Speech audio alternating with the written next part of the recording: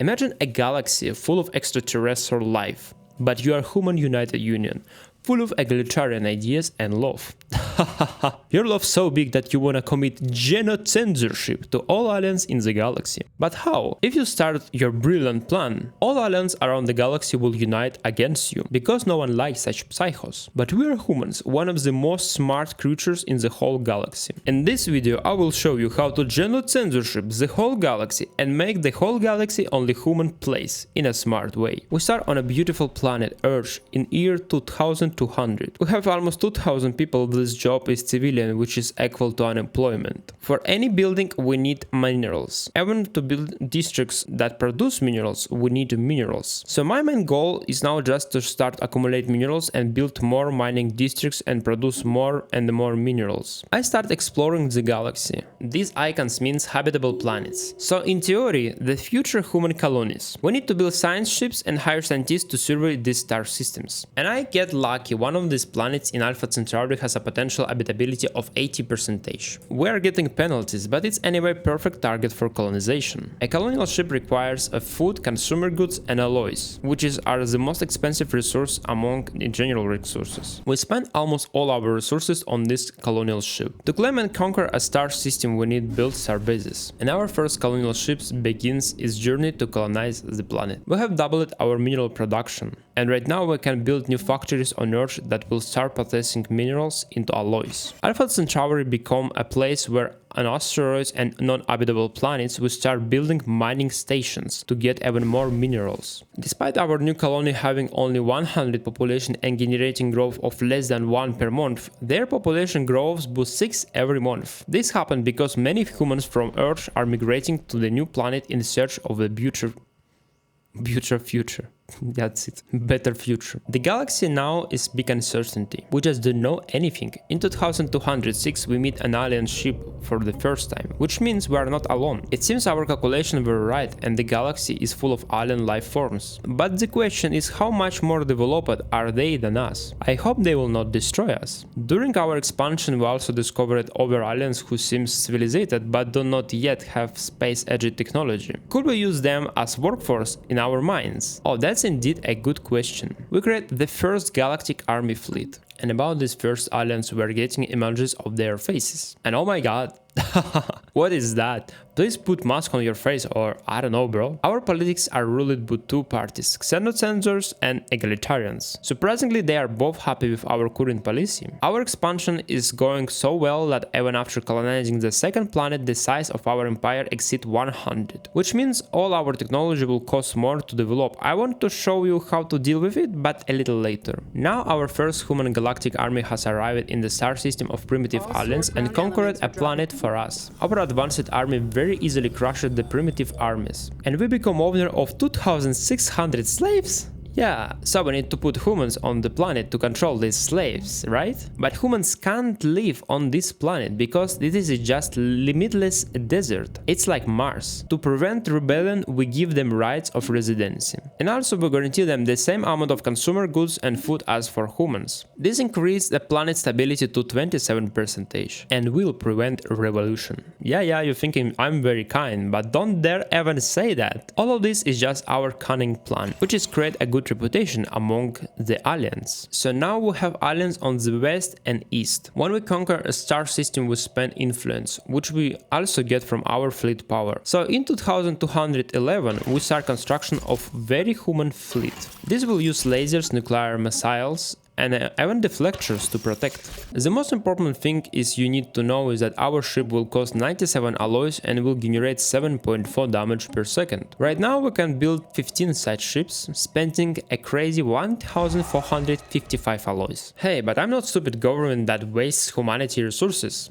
It is long-term investment, and you will see how much it will bring us later. Planet Hosphere is a very terrible place for humans to live, but our alliance workers can live there without problems. So we start colonization of this planet using these aliens. The egalitarian party doesn't seem like that we have laws allowing forced resettlements. It decreases generation of unity, which is very important for traditions and culture development. So after prohibiting forced resettlement, it increased the approval example of egalitarian party, which is nice. In 2214 we sent an expedition into South of the galaxy, which discovered very powerful and strange fleets. Our influence from power projections grow by more than 2 times, which is very nice.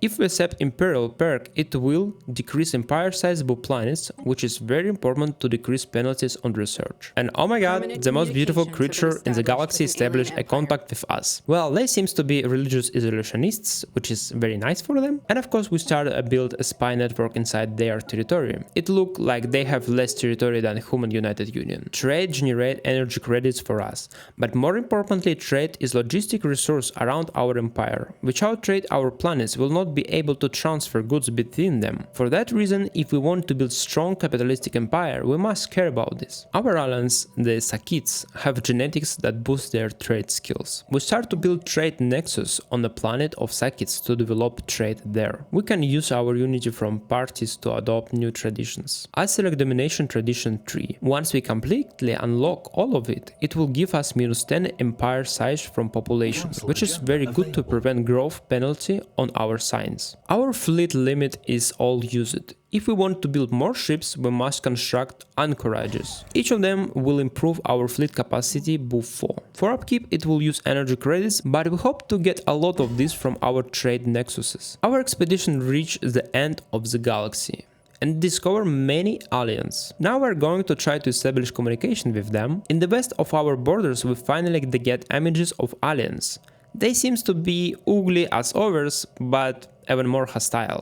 So it seems the idea to build a big fleet was not bad idea. In case of war, we could use our 20 ships against the aliens. At the end of the galaxy in far south are hundreds of very big and powerful hostile ships. I hope they will never attack us. Oh, and after establish contact with aliens on our western border, it seems to be a hive mind.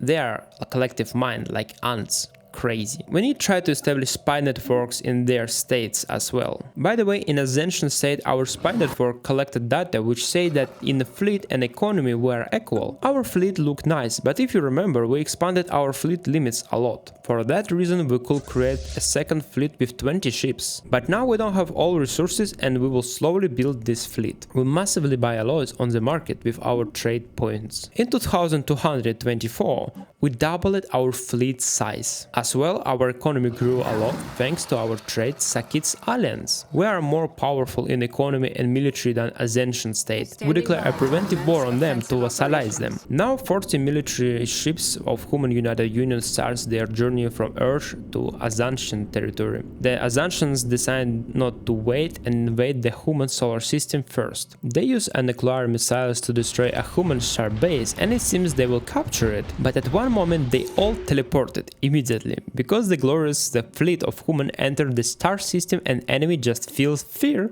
and escape. All of them. Now our turn. We invade Ascension solar system and destroy their star bases until the enemy capitulates and gives control of this solar system to humans. In 2225, we invaded their capital system where we meet their fleet, starting the biggest and most brutal battle in human history. Our superior fleet easily destroyed Ascension fleet. This means the capital star system of Ascensions has no protection and we will easily capture it. During the battle we captured the military commander of Ascensions. Humans will not play games and will just publicly do not very nice things to this commander. This generates unity for humanity.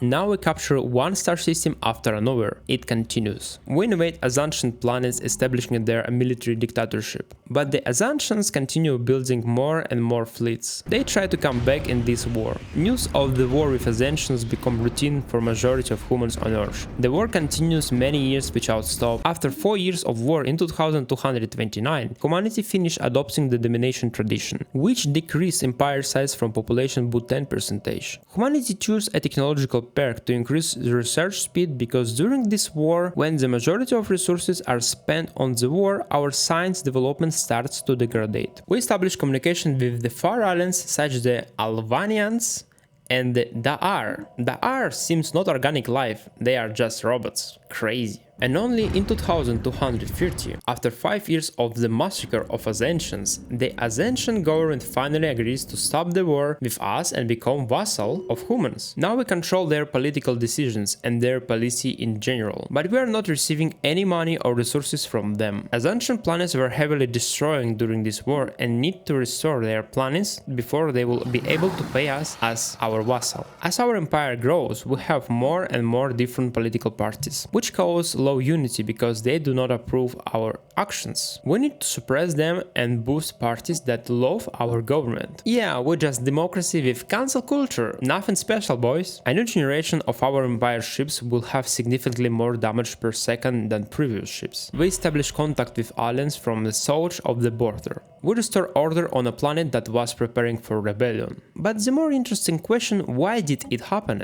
If you look at planets with aliens, they have very low happiness. One reason is that amenities on a planet affects only population counted as citizens. But remember, all aliens have residency status. So, to prevent rebellion and let our empire grow more without problems, we need to temporarily give citizens rights to all aliens. It immediately boosts stability on our planet by 9%. In 2234, we established a galactic community where all space states can vote. It's literally like United Nations. We offer to establish a galactic market to create galactic trade. Our hive mind Western neighbors have a technology score of 77, while humanity has only 65. Being backward is very bad. So we need to try to put more effort into science. That's why we start adopting the discovery tradition tree. In 2235, a modernized new generation fleet flies towards the south border of human United Union, because we declare war with goal of vassalize these snails. Also, the Ascensions finally recovered from the war, and we negotiate the amount of resources they will pay us. I asked them to pay 45% of their research points, as well 15% of alloys and consumer goods they produce. And they agree. I mean, they did not have choice anyway. The full fleet of humanity has already arrived at the border and is ready to invade lands of the snails. But again, as in the war with the Ascensions, I let the snails attack my star system while I attack them by surprise. Our superior fleet easily destroys them, and now just the same game as previous war. We start to capture system after system. They try to spend their last money to build new fleet to fight us, but it was impossible. We had 80 ships, which I never split, so every time we beat the enemy heavily. During the war, we established contact with Mekonaan, crazy robots with technological level of 300.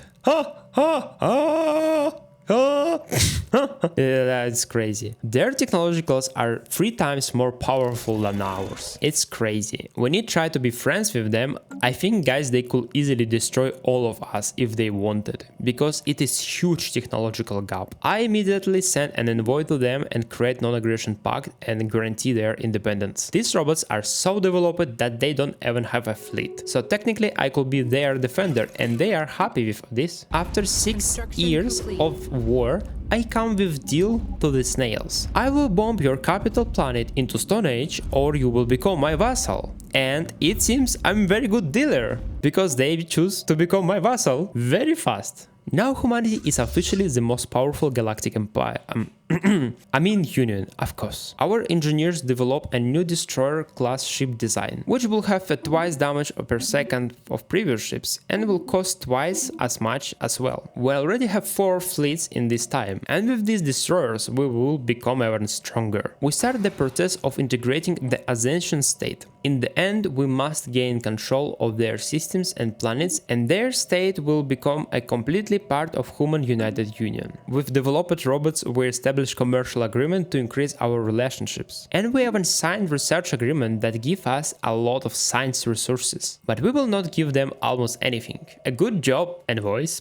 The superior fleet of humanity is reaching the border with Dahar state. Even if they wanted, They can't stop humanity from galaxy domination! In 2243, we declare war on them. Their star bases are stronger than previous ones, but our huge fleet easily destroys them. They try to defend with their fleet, but that was a big mistake. They lose all their fleet in one battle. The war is so easy that it's look like a joke. After 5 years of war, they admit that humanity is superior and agree to become our vassal. After full integration of the Ascension state, humanity becomes the biggest galactic state. If you take into account our two vassals, humans are controlling and ruling half the galaxy now. But in our empire, there are many aliens, and in the galaxy in general, there are many aliens. What about Genocensorship that I mentioned in start of the video? Please subscribe and like if you want to see how I did Genocensorship. The whole galaxy will be only for humans, and we will commit Genocensorship. But I need to like and subscribe if you want to see the second part of this video. Bye bye bro.